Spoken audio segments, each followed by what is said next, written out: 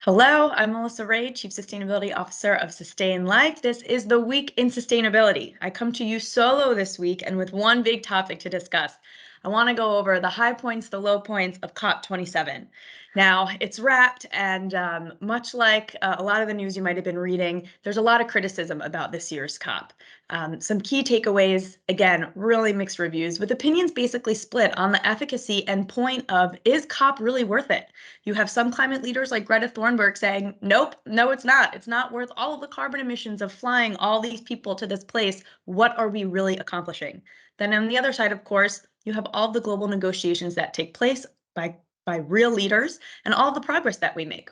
So let's talk about this. A couple of the key criticisms this year was, one, the location and the potential human rights abuses that are taking place in Egypt. Things like activist surveillance, 60,000 plus political prisoners in jail in the country, including the local climate activists. Also, global emissions have actually increased since the very first COP, which begs the question, is this really successful? Then, of course, we had the sponsorship by Coca-Cola, one of the world's largest producers of single-use plastic. Not a great setup going into COP. Now, just a little bit of a breakdown of how COP is organized. You've got a blue zone and a green zone.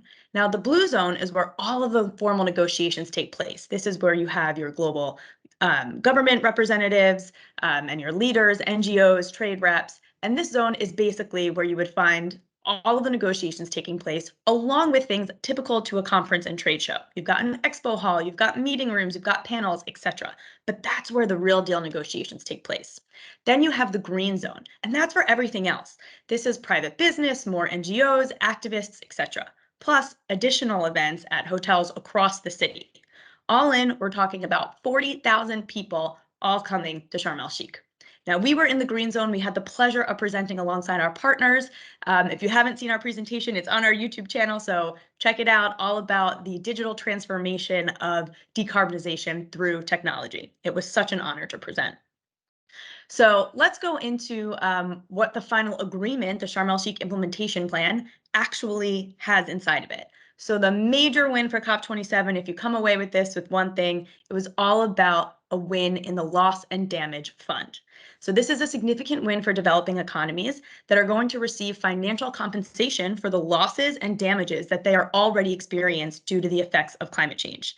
This was a huge ticket item at COP26 in Glasgow that failed. So it's a really big win that this got into the final agreement in COP27.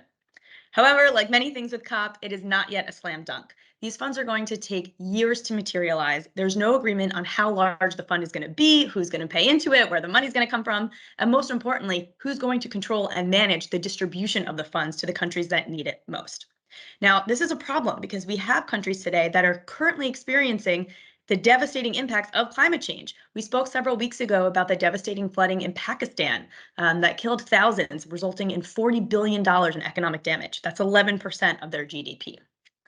So now let's talk about the loss of the agreement. It was really about mitigation. So in order to get that climate fund for loss and damage passed, huge win, we did give up stronger commitments around the 1.5 degree warming threshold and a phase out for fossil fuel. There's actually no language in the final agreement that commits to a phase out of fossil fuel. How could this happen? How is this possible? Two reasons. One, geopolitical context. Russia's invasion of Ukraine has strained pipelines for natural gas, upending the global energy market and prompting many countries to expand their domestic fossil fuel reserves in order to heat, cool, and otherwise power their citizens. Also, there were a lot of fossil fuel lobbyists at COP27 this year, whereas they had previously been pushed to more marginal fringes in the previous COP26. Now, a reminder, a huge focal point of COP26 was about keeping that 1.5 degree threshold warming alive.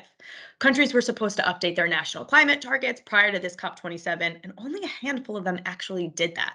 So there were a few critical points of language that were in the COP26 Glasgow Agreement that didn't quite make it into this year's COP27. At a high level, we're talking about language that emissions have to peak by 2025 in order to maintain the 1.5 degree warming. This is something we know that science tells us is true, and this language about the emissions peaking in 2025 absent from the final agreement. Also absent was any clear follow through on the phase out of coal, any commitment to phase out fossil fuel, We had previously in COP26 had a regular renewal of emissions targets, no longer in this agreement. And we've also dropped the annual target renewal, returning to the longer 5-year cycle for countries to set their emissions targets, which is how we initially started in the Paris Agreement.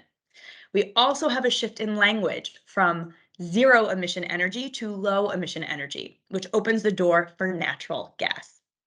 So all in, I'd say COP27 doesn't undo a lot of the progress that was made at COP26, but apart from that loss and damage fund, it doesn't really raise the ambition either, which to me is a little bit of a failure. So that's it. That's COP27 at a really high level. Hope you enjoyed the summary. Thanks for joining, and we'll see you next week for more news in sustainability.